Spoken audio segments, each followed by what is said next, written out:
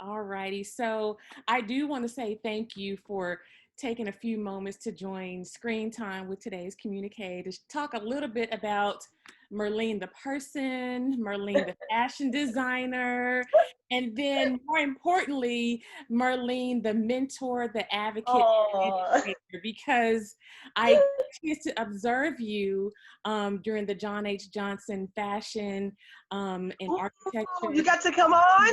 Yes, I did. And it was mind blowing. So I want us to talk about that. But first, let's talk about Merline the person. So Yeah. talk a little bit about um, Merline, the Haitian American, and how your upbringing led you um, to pursue a career in fashion and architecture. Yeah. So I'm first generation. My family's from Haiti. And so you could just imagine for us, like I didn't speak any English. I didn't even know what Nike was. Like Wow. because we were just my parents from another country, so they would send us with like these big barrettes, church dresses, tennis shoes, and church socks. And the American kids would look at us like, "Who are you?" And I thought I was doing it, you know. And so we grew up. We didn't have a lot, you know, and so I always looked at like all the American kids that had stuff. I was like, ooh, they have Nike, they have Reebok. And so we grew up, didn't have much because, you know, our parents were immigrant. And so they worked from the ground up. Like my dad worked like 2, 3 jobs. My Yeah. mom had 6 kids. And Wow. so the older boy and then 5 girls under. And so we didn't have much, you know, grew up in Miami, Florida. Yeah. And we grew up in the immigrant community, you know, it's Haitians and Cubans, you know, that's all we knew, you know. Mhm. And then that's all we knew. Like it wasn't really I didn't really experience like racism, you know, I would say. I just knew that we were already different because like I didn't even know English. And so Right. we were already different because we had to go to ESOL class. So all the Haitians and the Cuban kids, we just had to go to ESOL. It was almost like surviving, you know. And so that was kind of really my experience in Miami. And so growing up, you know, our parents are very like doctor, lawyer, all Mm-hmm. the stuff that they know, nurse. Yes. So anything that's not that, that was creative, they're like, what you doing with your life? And so it took me a long time, even until I got on Project Runway for my mom to be like, oh, okay. Now I get it. Now I get it. Yeah. Now I get it. When they saw you on TV, they're like, oh, that's what you're doing with your life. But you know, I had opportunity. My parents are really strict about education. You know, like when you come here from another country, and we see like American culture as like, wow, like you Right. can go to school, you can be successful. You know, Right. I would watch TV show like, you know, TGIF, like Family Matters. So we would see like different homes, different way of doing it. And so the American dream was in our hearts. So education is huge. And so Right. my parents didn't really like fashion. So what I did is I went to Miami-Dade College and did architecture first, Okay. as it was like, you know, it was something you had to do and it was close to art. And I Mm-hmm. had such a great experience there, but I was like still doing fashion on the side, you know, joining the fashion club. And then I remember applying for, because, you know, like at the age of 24, I started my first company because all my friends were like in their 30s. And so I was like, okay, you just incorporated. Okay. And so I started doing prom dresses for high school kids. But I was always an entrepreneur. I remember getting crochet. I found like a cool thick crochet yarn at the thrift store and I made these purses in high school. So when I went on Project Runway, one of my counselor messages like, I still have that purse I bought from you. I'm like, look at that. Look at that. Wow. And Wow. so I could just see in my life so many just so many areas, you know, like I remember my elementary teacher, she was crocheting. She was an Mhm. older Caucasian lady. Yeah. And I was like, can you teach me? And she's like, stay after school. So I asked my mom, can I stay after school so she can teach me how to crochet? And so I just remember all these people that really poured inside of me Mm-hmm. as I got older, you know, like being around people that like were entrepreneurial. And so when I was in my 20s, I was like, I can do this. Right. And Right. so everything didn't seem so hard for me, you know what I mean? Because you just pick it up and you just do it. And I'm grateful, like I'm just so grateful I had a great foundation, you know. I had church foundation. Like I went to at that time Bethel Baptist Church in Miami. And you know at church, Oh, They yeah. let you sing. They Yeah. let you do anything. Yes. Yes. Trust. So people forget like a lot of huge, amazing musicians. They actually started from church, Exactly. singing. And I remember my church would be like, "Oh, you want to be a costume designer?" We did plays, and I just start making costume. Like Oh, for I the would go church to the thrift parties and everything. store, and I would take clothes apart, and I was like, "Oh, that's how you do it? Oh, okay." And Yeah. I started doing set design. I would get cardboard to do a kitchen set, and I would put wallpaper. Like I was just like winging it, because they gave you opportunity to shine. You're self-taught in a lot of ways. Exactly, exactly. And when you're hungry for it, Yeah. at that time we didn't have Google, right? Yeah. And so we just had to like figure it out, right? It was no magazine that I saw. I just was like, oh, okay. So I had to like figure out how to use a sewing machine. I had to figure out, I played with it for a while, and I kind of looked at the book they gave you. And then Yeah. I went to the thrift store and I put clothes apart, and I was like, okay, that's where they put the sleeves. Like when I tried out for Project Runway in 2007, it was like my first time. I didn't even know what a pattern maker was. And I was making dresses for like prom high school kids. So And dresses with no patterns. You just went nope. for it. Listen, I was winging it. I was like, okay, so it's a 2 for your arm, and then I would measure. And I did so burned out. I was so exhausted. Oh, wow. You know what I mean? And then you start asking like, what's the end goal? Like, what's the purpose of it? If your soul is not happy, you can be successful, have all that money, but if your soul is not happy, it's not worth it. But you know what? It's good that you recognize that you were getting to that Mhm. point and were able to say, okay, hey, this is not right. Let me just step back for a minute, do some self-care, because That's a lot right. of times people just push through and push through and push through until finally their body just gives out, their mind just gives out. So it's so important that you pointed that out, that you recognize that and said, hey, Mm, okay, let me stop right now and take care of me. mm.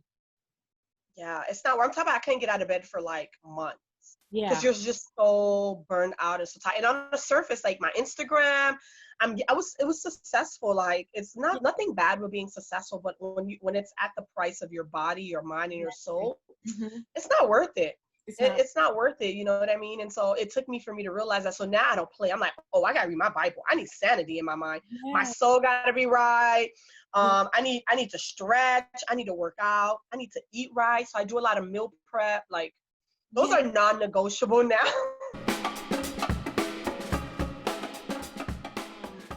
Faith, having faith and having that um, as a part of what you do on a daily basis. A lot Yes. of times, Listen, it is not funny. Like for me, one of the reasons why I am where I am is because of the gospel.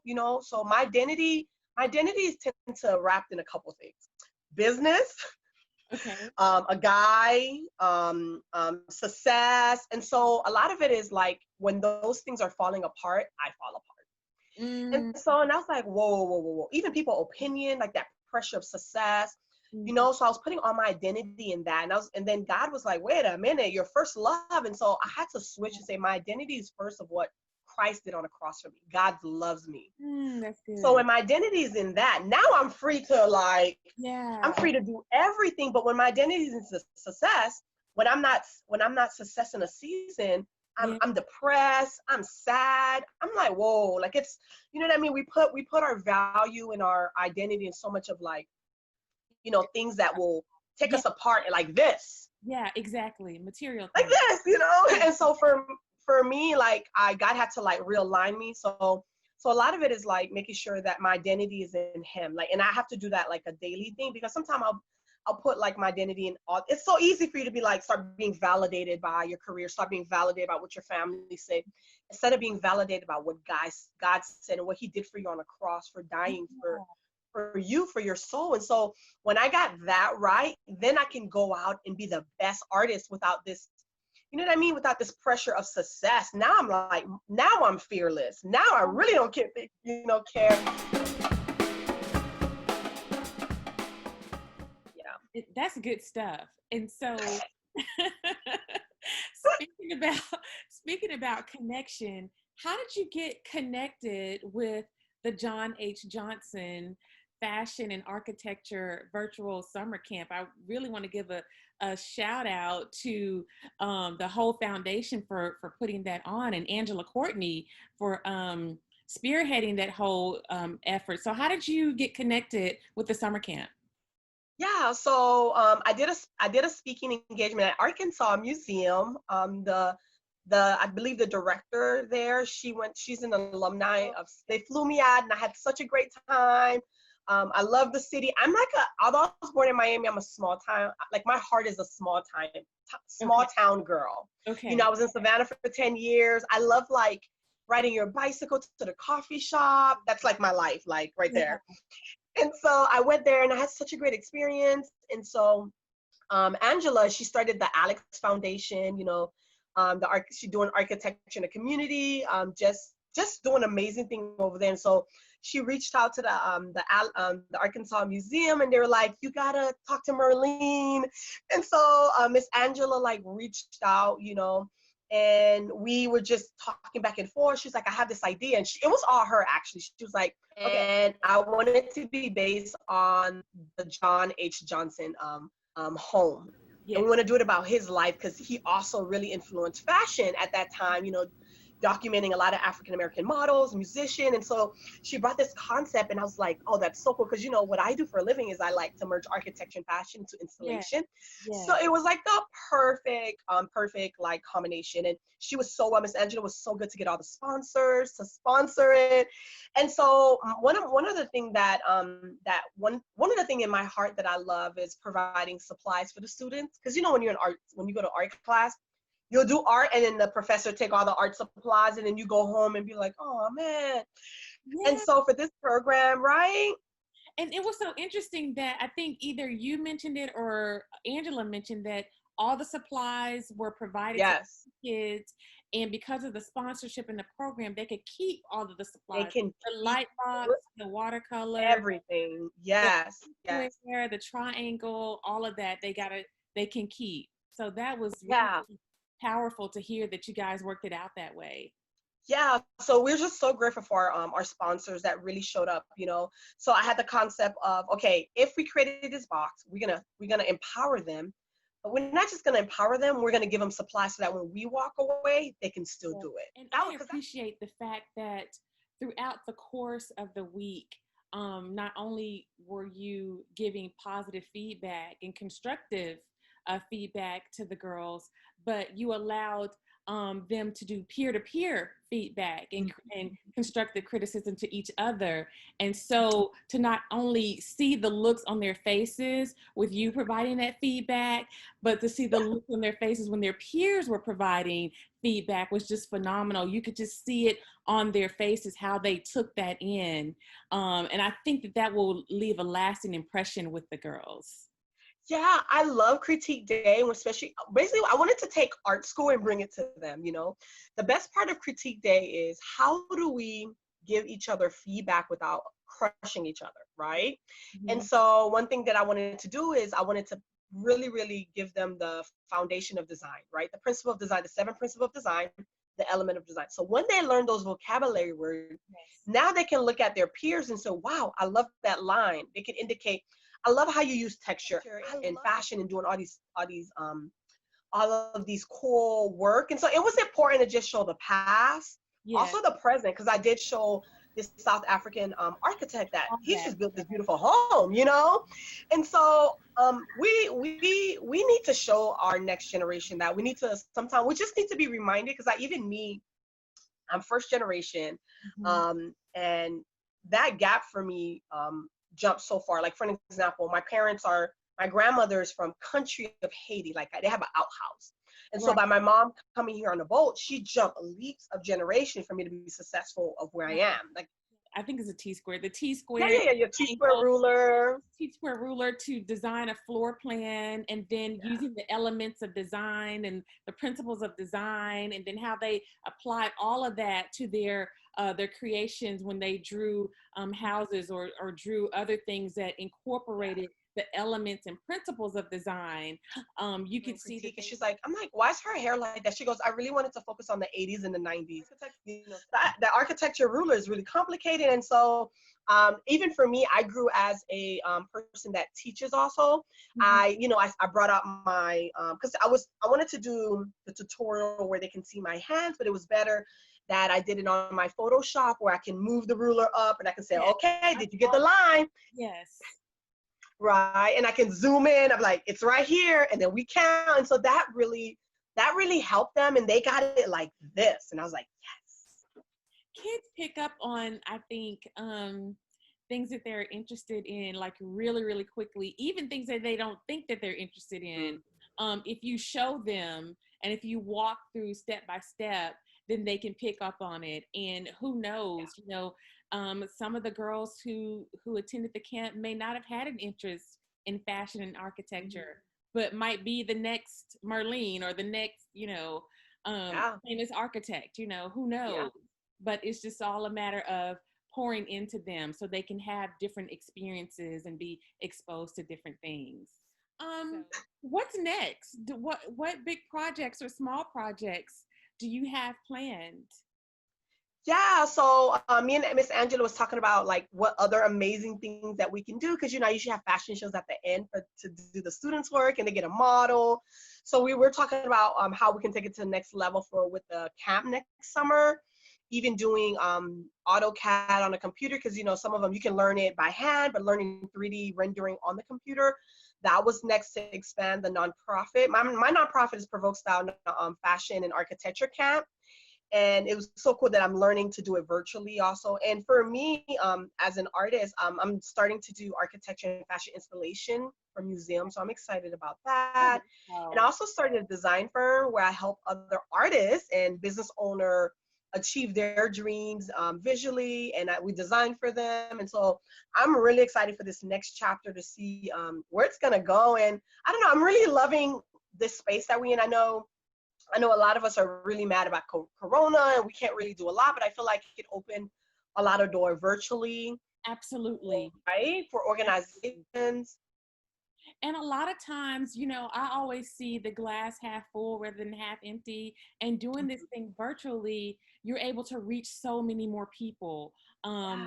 Otherwise, they just be in their corner and you be in yours. But with the virtual, that just opens it up. Yes. Well, listen, I appreciate it. I mean, from hearing you speak, it looks like you're going to be back next year to do year 2 of the John H. Johnson Fashion and Architecture Camp. That's great. That's good stuff. Yeah. And I love the fact that we bring in history into it, Miss Angela, I'm telling you, like, at first when Miss Angela did, I was like, okay, because it was almost like a challenge. I've always done architecture and fashion, but having like a huge history of the Johnson Publishing Company. Yes. It's like a buried history. Like it needs a movie of its own right there, Absolutely. It needs a movie of its own, just talking about like all the beautiful fashion. And I even went on Google to see some of their Ebony magazine, because you can go on Google and they'll show you, like, you can open the magazines and you can see, you can see some of their work. And so I just love the fact that we put all that together and to just not just teach them art, but to just art history and all of it all together. Yes. Well, I just want to say thank you so much for taking just a few minutes of your time to share and kind of just recap about your experience that led you, to where you are today, participating in the John H. Johnson Fashion and Architecture Virtual Camp for the girls.